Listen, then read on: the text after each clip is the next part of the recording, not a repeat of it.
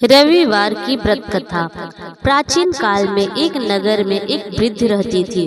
उसका नियम था कि वह हर रोज रविवार को अपना घर आंगन गोबर से लीपकर भोजन तैयार करती थी और सूर्य देव को भोग लगाकर ही भोजन करती थी। ऐसा व्रत करने से उसका घर अनेक प्रकार के धन धान्य से पूर्ण था। श्री हरि की कृपा से घर में किसी प्रकार का दुख नहीं था। सब प्रकार से घर में आनंद रहा करता था। इस तरह कुछ दिन बीत जाने पर उसकी एक पड़ोसन, जिसकी गाय का गोबर वह वृद्धा लाया करती थी, विचार करने लगी कि यह वृद्धा सर्वदा मेरी गाय का गोबर ले जाती है, इसलिए अपनी गाय को घर के भीतर बांधने लगी। वृद्धा को गोबर ना मिलने से रविवार के दिन अपने घर को ना लीप सकी, इसलिए उसने ना तो भोजन बनाया, ना भगवान को भोग लगाया तथा स्वयं ही उसने भोजन नहीं किया। इस प्रकार उसने निर्वाह व्रत किया। रात्रि हो गई और वह भूखी सो गई। रात्रि में भगवान ने उसे स्वप्न दिया और भोजन न बनाने तथा लगाने का कारण पूछा। वृद्धा ने गोबर न मिलने के कारण सुनाया। तब भगवान ने कहा कि हे माता, हम तुमको ऐसे ही गाय देते हैं जिससे सभी इच्छाएं पूर्ण होती है, क्योंकि तुम हमेशा रविवार को गाय के गोबर से लीपकर भोजन बनाकर मेरा भोग लगाकर खुद भोजन करती हो। इससे मैं खुश होकर तुमको वरदान देता हूँ। निर्धन को धन और बांझ स्त्रियों को पुत्र देकर दुखों को दूर करता हूँ तथा अंत समय में मोक्ष देता हूँ। स्वप्न में ऐसा वरदान देकर भगवान को अंतर ध्यान हो गया और वृद्धा की आंख खुली तो वह देखती है कि आंगन में एक अति सुंदर गाय और बछड़ा बंधे हुए हैं। वह गाय और बछड़े को देखकर अति प्रसन्न हुई और उसको घर के बाहर बांध दिया और वहीं खाने को चारा डाल दिया। जब उसकी पड़ोसन वृद्धा के घर में बाहर एक अति सुंदर गाय और बछड़े को देखा तो द्वेष के कारण उसका हृदय जल उठा और उसने देखा कि गाय ने सोने का गोबर किया है, तो वह उस गाय का गोबर ले गई और अपनी गाय का गोबर वहीं उसी जगह पर रख आई। वह नित्य प्रतिदिन ऐसे ही करती रही और सीधी साधी वृद्धा को इसकी खबर होने नहीं दी। तब सर्वव्यापी ईश्वर ने सोचा कि चालाक पड़ोसन के कर्म से वृद्धा ठगी जा रही है, तो ईश्वर ने संध्या के समय अपनी माया से बड़े जोर की आंधी चला दी। वृद्धा ने आंधी के भय से अपनी गौ को भीतर बांध लिया। प्रातः काल जब वृद्धा ने देखा कि गाय ने सोने का गोबर दिया है तो उसके आश्चर्य का ठिकाना नहीं था। वह प्रतिदिन गाय को भीतर बांधने लगी और पड़ोसन गाय का सोने का गोबर उठा ना पाई। पड़ोसन से रहा ना गया। उसने वहां के राजा के पास जाकर शिकायत कर दी कि मेरी पड़ोसन बुढ़िया माई के पास सोने का गोबर करने वाली गाय है। यह गाय तो आपको यहाँ शोभा देती है, इससे आप प्रजा का अधिक ध्यान रख सकते हैं। राजा के सैनिक गए और गाय को लेकर आए। राजा का महल सारा का सारा गाय के गोबर से भर गया। राजा रुष्ट हो गए और अपने सैनिक को आदेश दिया कि बुढ़िया माई को ले आओ। बुढ़िया माई उस समय अपनी पूजा संपन्न कर खाना खाने जा रही थी।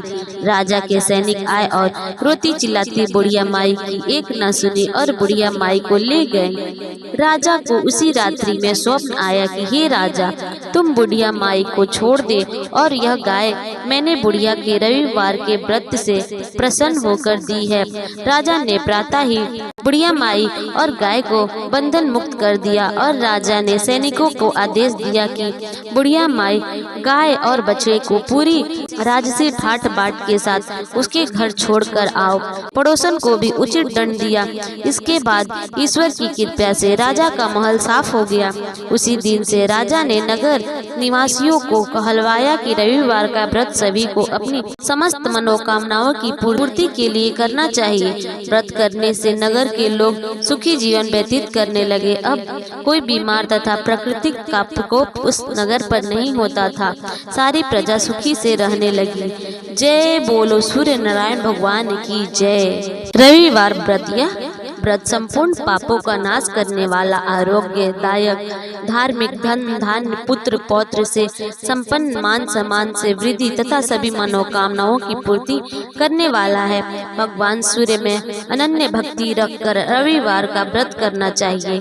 इसलिए रविवार को एक समय बिना नमक का भोजन सूर्य अस्त से पूर्व करना चाहिए। भक्तों, रविवार व्रत का ऐसा करे पूजन। सूर्य का व्रत 1 वर्ष या 30 रविवारों तथा अथवा 12 रविवारों तक करनी चाहिए। रविवार को सूर्योदय से पूर्व बिस्तर से उठकर शौच व स्नान आदि से निवृत्त होकर स्वच्छ लाल रंग के वस्त्र पहने तथा तत्पश्चात घर के ही किसी पवित्र स्थान पर भगवान सूर्य की स्वर्ण नियमित मूर्ति या चित्र स्थापित करें। इसके बाद विधि विधान से गंध पुष्प आदि से भगवान सूर्य का पूजन करें। पूजन के बाद व्रत कथा सुने। व्रत कथा सुनने के बाद आरती करें। तत्पश्चात सूर्य भगवान का स्मरण करते हुए ओम ह्राम ह्रीम ह्रौम स सूर्याय नमः इस मंत्र का 12 या 5 अथवा 3 बार माला जाप करें। जप के बाद शुद्ध जल, रक्त, चंदन, अक्षत, लाल पुष्प और ध्रुवा से सूर्य देव को अर्घ दे। सात्विक भोजन व फलहार करें। भोजन में गेहूं की रोटी, दलिया, दूध, दही, घी और चीनी खाएं। रविवार के दिन नमक नहीं खाएं। सूर्य देव की आरती। जय जय जय रवि देव, जय जय रवि देव, जय जय रवि देव, जय जय रवि देव। रजनीपति मंधारी, सत्य दल जीवन दाता, 60 पद मन मुनकारी, हे दिन मणि दाता। जग के हे रवि देव, जय जय जय रवि देव, जय जय जय रवि देव, जय जय रवि देव। नभ मंडल के वासी, ज्योति प्रकाशक देवा, निज जनहित सुख राशि। तेरी हम सब सेवा करते हैं रवि देव। जय जय जय रवि देव, जय जय जय रवि देव, जय जय जय रवि देव। कनक वंदन मन मोहित, रुचिर प्रभा प्यारी, निज मंडल से मंडित, अजर अमर छविधारी। हे सूर्यवर रवि देव, जय जय जय रवि देव, जय जय जय रवि देव। इस व्रत के करने से मनुष्य को मोक्ष प्राप्त होती है। इस व्रत के करने से स्त्री का बांझपन दूर होता है। भक्तों, अगर आपको यह वीडियो अच्छी लगी हो तो लाइक करें, शेयर करें और सब्सक्राइब करना ना भूलें। धन्यवाद।